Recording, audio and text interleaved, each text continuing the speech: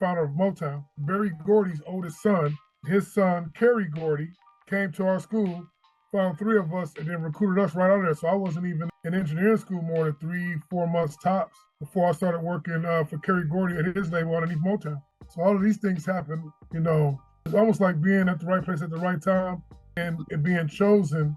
I got a lot of experience with a lot of older record execs. It's almost like they sensed the genius, sensed the talent in you. I mean, I don't know what they sensed, but yes, I guess. Kerry looked at us like, you'll learn more from me. This is what he told us.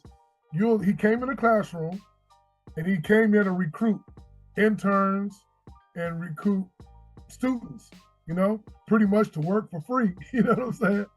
But he came in, he looked at three of us in that classroom, which was me and two of my friends. He was looking at them first, and then they brought me with him. You know what I mean? And we went to start working right at the studios right underneath Motown in Hollywood. The studios used to be underground. And we went working for Kerry Gordy right then and there. He said, you'll learn more from me than you will in that school. And he taught us a lot. What was Motown like back then? Because I remember Motown, they had their big heyday, especially the 70s. They had Marvin Gaye. They had everybody Motown. I mean, well, we wasn't around none of that. You know what I'm saying? But we were around. The Whispers were still doing things with Motown at the time. There was a lot of things going on at Motown at the time. We were interns and engineer interns.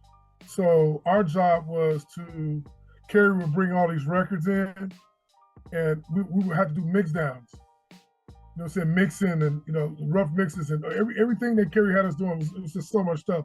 He used to make us, we had the SSL boards back then, the huge boards, the consoles. He used to make us break those consoles down and put them back in one day. And if you know anything about them, that's hundreds of pounds of wires in the back. So he used to make us break down the whole entire console and then put it back together.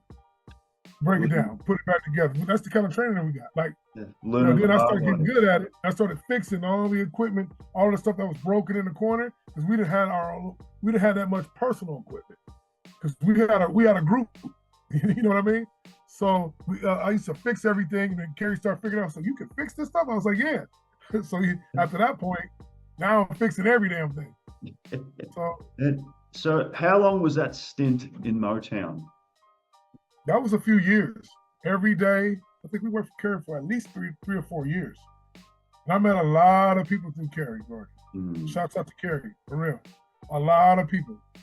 Who were some of the more influential people you met during your time at Motown? Shit, I met Wesley Snipes. I met OG Bobby Johnson. Mark Curry, the comedian. We met Barry himself. The first time I ever met Prince, rest in peace, was through Kerry. What was meeting Prince like? I mean, we were just there as interns. He took us to a session that Prince was having. And Prince, the way he handled things was way out. That particular day, they were rehearsing for something. And I think it was a new guitarist there.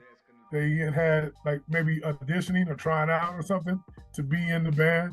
And Prince could hear a mess up like that. We got to witness how Prince did and how he handled his stuff. But that was a good experience. Being around Prince was a real genius. So.